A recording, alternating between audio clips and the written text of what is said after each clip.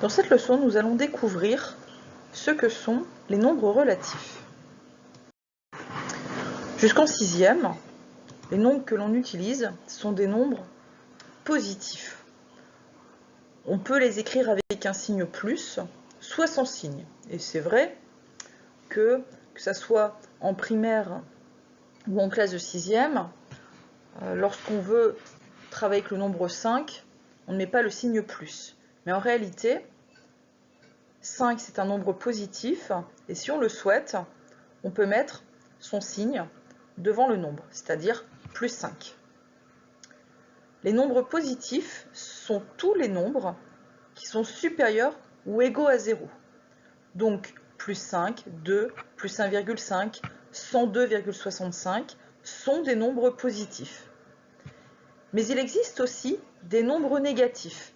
Ces nombres négatifs, on les écrit avec un signe moins devant. Et ce sont les nombres qui sont inférieurs ou égaux à 0. Alors que le signe plus, on n'est pas obligé de l'écrire devant un nombre positif.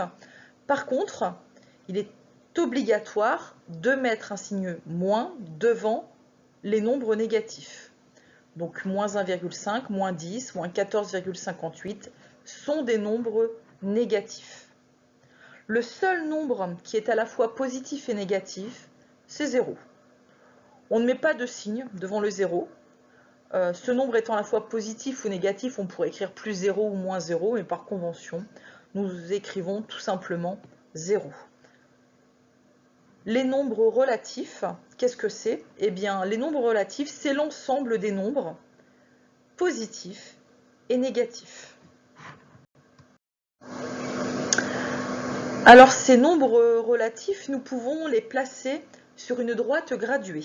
Alors, qu'est-ce qu'une droite graduée? C'est une droite sur laquelle on choisit un point origine qui correspond au nombre 0 et une unité de longueur que l'on reporte régulièrement de part et d'autre de l'origine. En sixième, nous utilisons les demi-droites graduées, c'est-à-dire que l'on avait choisi un point origine, une unité de longueur que l'on reportait régulièrement, mais que d'un seul côté du point origine, du côté droit du point origine, et on plaçait que les nombres positifs. Cette année, on va utiliser cette fois-ci une droite graduée, et nous aurons des graduations de part et d'autre du point origine. À droite, les graduations positives et à gauche de l'origine, les graduations négatives. Donc voici par exemple une droite graduée. Nous remarquons ici l'origine et de part et d'autre de cette origine, nous avons gradué régulièrement la droite. Donc ici, à droite de l'origine, les nombres positifs, 1, 2, 3, 4 et 5.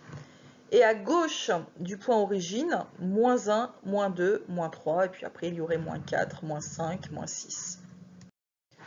Un point, quand il est placé sur une droite graduée, il est repéré par un nombre, un unique nombre relatif qu'on appelle abscisse de ce point. Par exemple, l'abscisse du point A est 3 ou plus 3.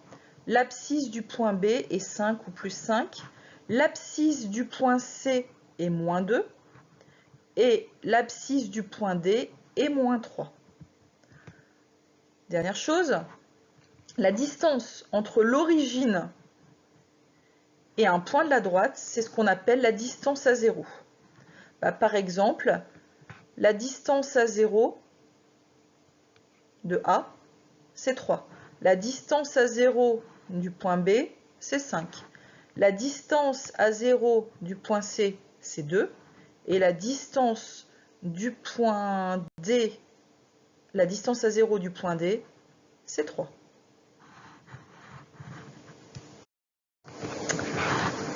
Deux nombres sont opposés lorsqu'ils ont la même distance à 0 et des signes contraires. Par exemple, moins 3 et plus 3 sont deux nombres opposés. On peut aussi repérer dans un plan des points.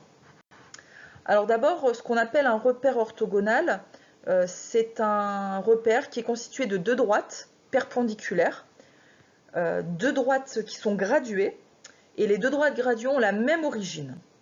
L'axe horizontal est appelé l'axe des abscisses et l'axe vertical est appelé l'axe des ordonnées. Et dans un repère, chaque point est repéré par deux nombres relatifs, son abscisse et son ordonnée, et l'ensemble de ce couple de nombres abscisse et ordonnée, ce couple est appelé les coordonnées du point. Alors prenons des exemples. Donc nous avons ce qu'on appelle un repère du plan. Deux droites graduées, ici la droite horizontale appelée axe des abscisses, et nous avons un axe vertical, une droite graduée ici verticale qu'on appelle l'axe des ordonnées. Les deux axes ont la même origine ici.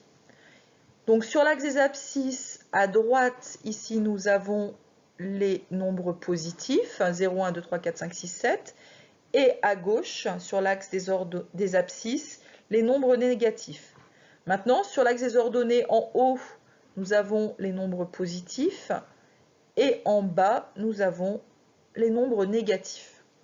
Dans ce repère sont placés 4 points, les points A, B, C ou D. Le point A est repéré par deux nombres. Alors, il faut d'abord commencer par son abscisse. Donc ici, le point A a pour abscisse 2. Le point A a pour ordonnée 1. On dit et on note que le point A a pour coordonnée 2, 1. De même, repérons les points B, C et D. Le point B, je regarde son abscisse, moins 3, et son ordonnée 2. On dit que le point B a pour coordonnée, moins 3, 2. Le point C, d'abord son abscisse, moins 4, puis son ordonnée, moins 3. Les coordonnées du point C sont moins 4, moins 3. Et enfin, le point D, son abscisse 3, son ordonnée, moins 1.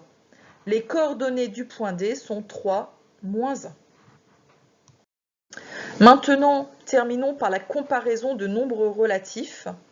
Si deux nombres sont le plus simple déjà, c'est si deux nombres sont de signe contraire, le plus petit c'est le nombre négatif. Par exemple, entre moins 5 et plus 4, le plus petit c'est moins 5.